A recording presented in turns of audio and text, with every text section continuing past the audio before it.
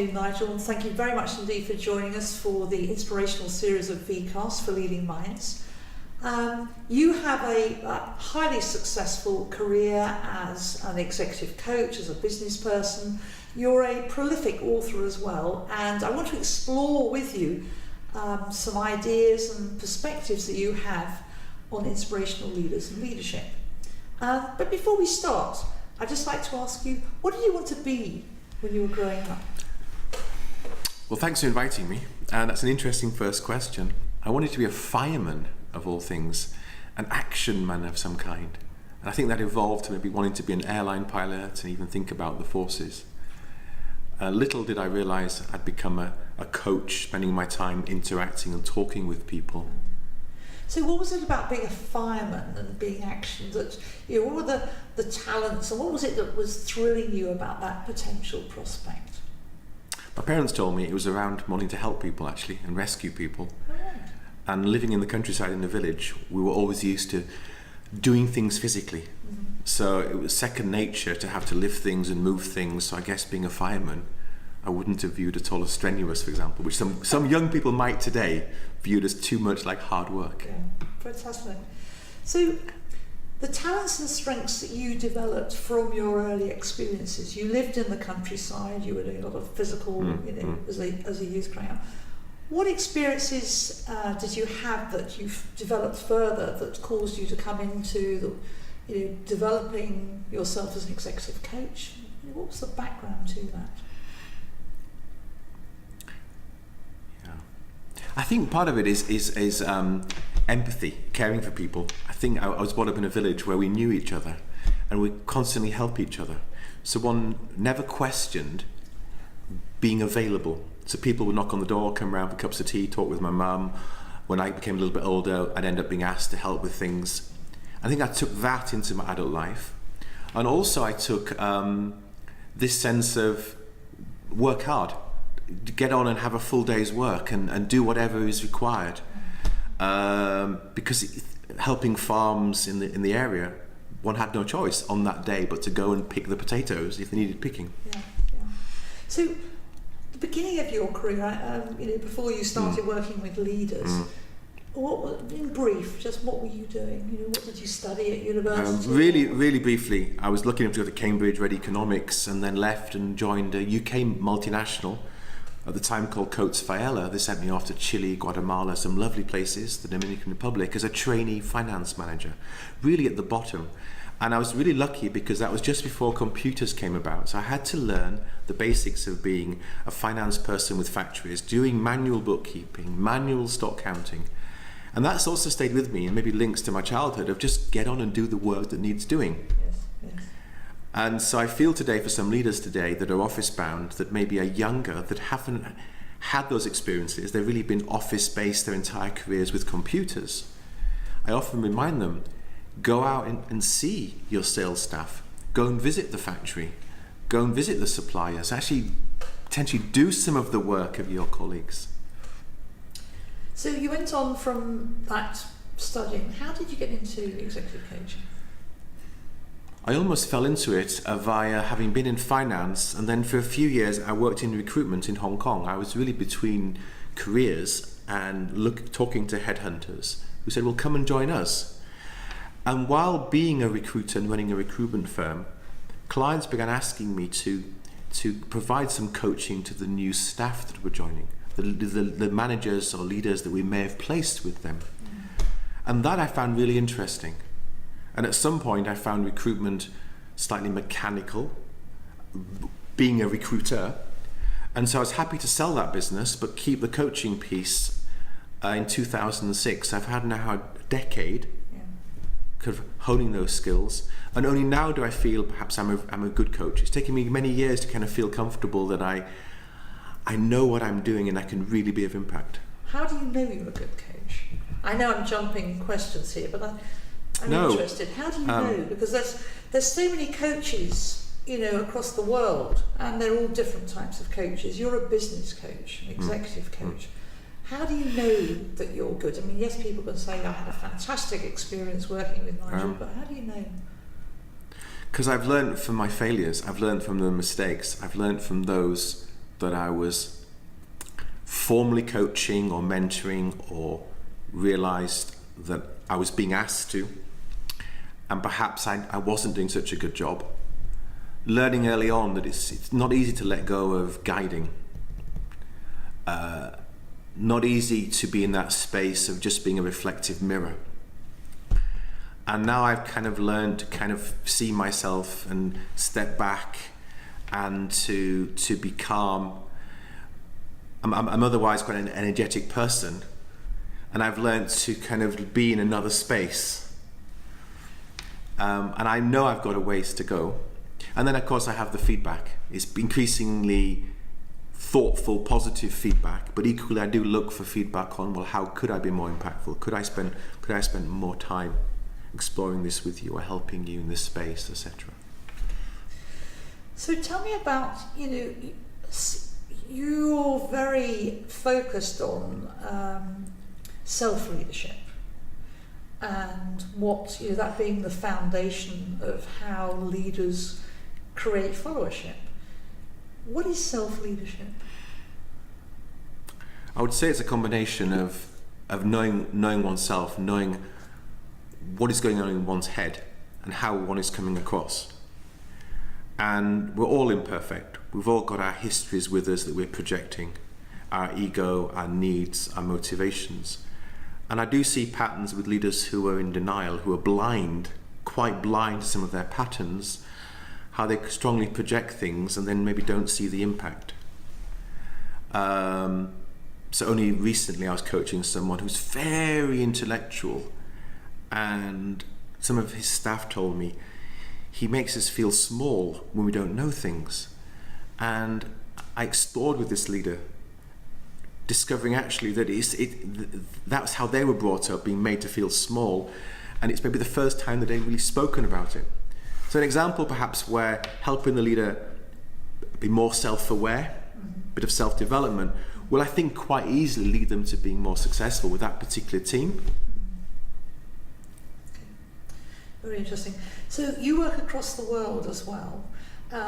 Which regions of the world? And you mentioned about themes. I'm interested in the themes, the challenges, the leadership challenges that you are picking up across different geographies. So what geographies do you work across? Okay. And what are the themes that you're picking up on, the challenges currently? Okay.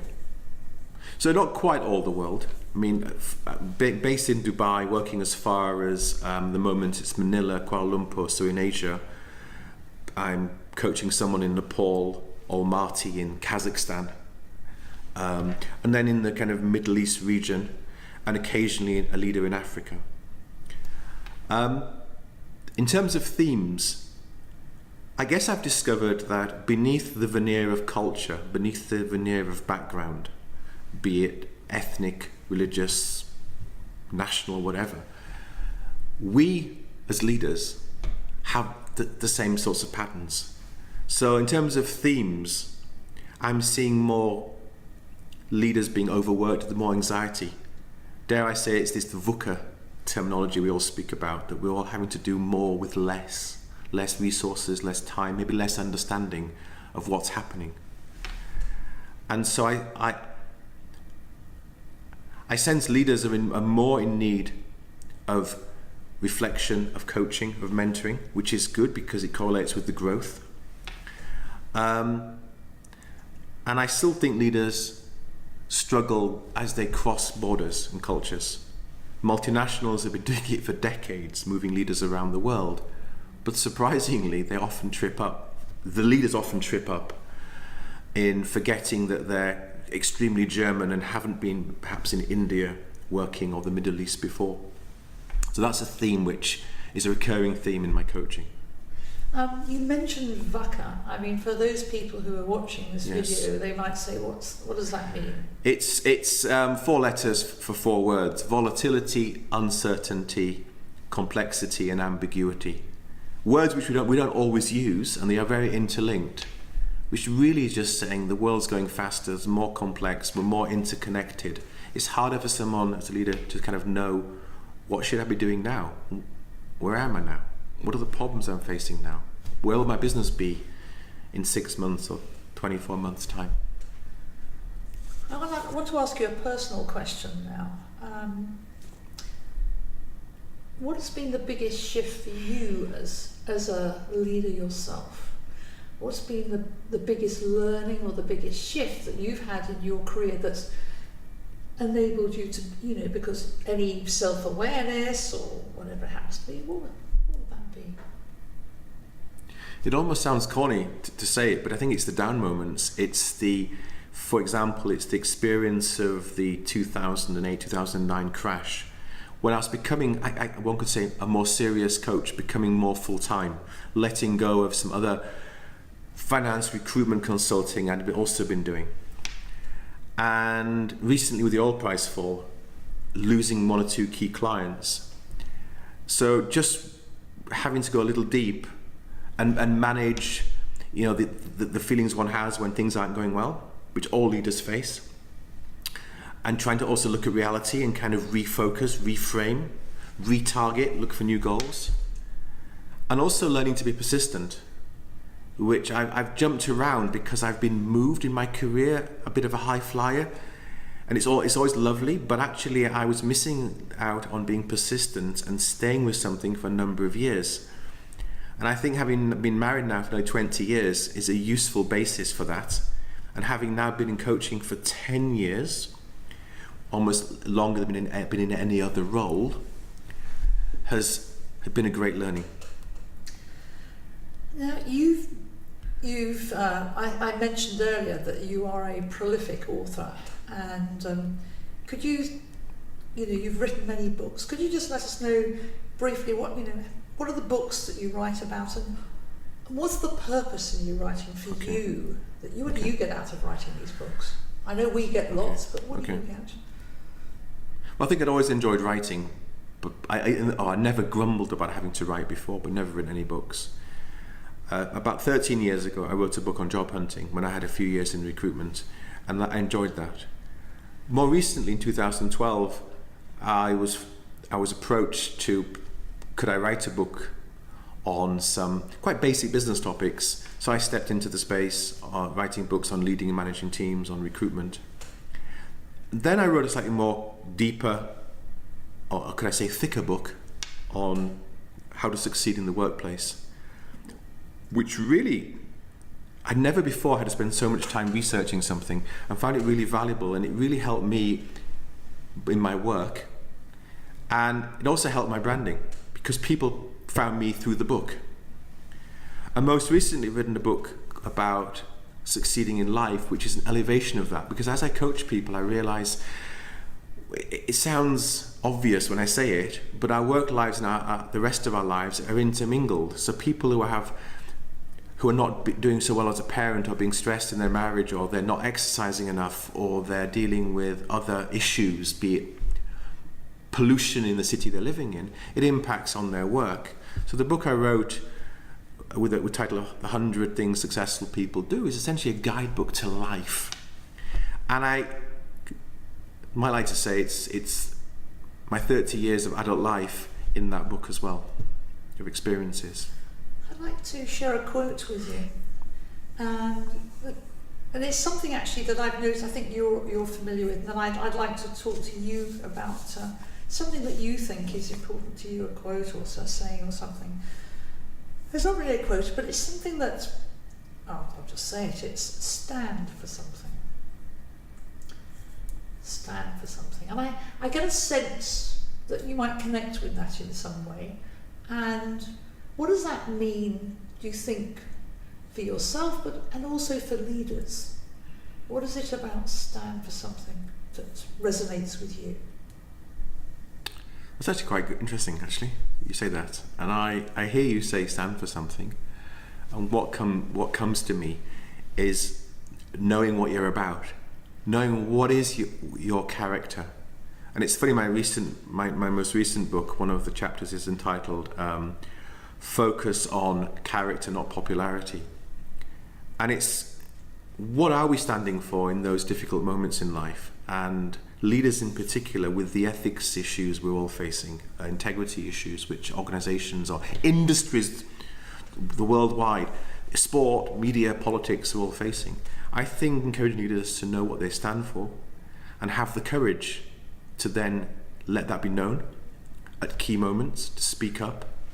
But I think most importantly, to know inside what you stand for. What do you want with your life? What is acceptable and not acceptable? What are you willing to do? So, and then think about your ambitions with what you stand for. Well, how ambitious are you really? Because I think a lot of leaders are blind. They're just chasing the career they're in, the next promotion, the next positive performance evaluation, the next possible maximum bonus, and without perhaps having that reflective time. And what are the consequences of not having that reflective time for them? At some point they may hit a wall and feel, I'm getting burnt out, I'm stressed, I'm not enjoying this, and it's built up over time. It could have been dissipated, it could have been lessened had they had the reflection time earlier and being asked, well, what do you stand for? What are you about? What do you want to achieve in your life? Where are you heading? How much more of ABC are you wanting? Are you balancing career, family, home life? Are you happy being an expatriate, or do you want to be back home? And the price can be painful to organizations as well when those leaders perhaps cut corners because they haven't really thought through what are they standing for. Are they looking for quick success in a certain way? Are they wanting to avoid issues? And if you have a culture, an organization of many leaders not knowing what they stand for, I haven't studied this, but I have to feel that organization's performance is somehow weakened or lessened. Thank you. And I'd like to ask you, what quote do you have that you would like to share with the audience that watches this video that you think is important for people to consider? It's the being master of your fate, and the actual wording is just momentarily gone from me. But it's the words from William Henley. I think in the South African rugby film it was quoted by, I think, Mandela, or the rugby captain quoted it. And it's, I'm the master of my fate, I'm the captain of my soul. And it links to this idea of knowing what you stand for, and goes back to the first question about self-awareness, self-development, self-reflection being at a core. I think any successful leader's, let's say, toolkit or foundation. There we are. Thank you very much indeed, Nigel. Thank you. Thank you for having me here. It's been a pleasure actually being able to reflect and talk about these things with you. Thank you.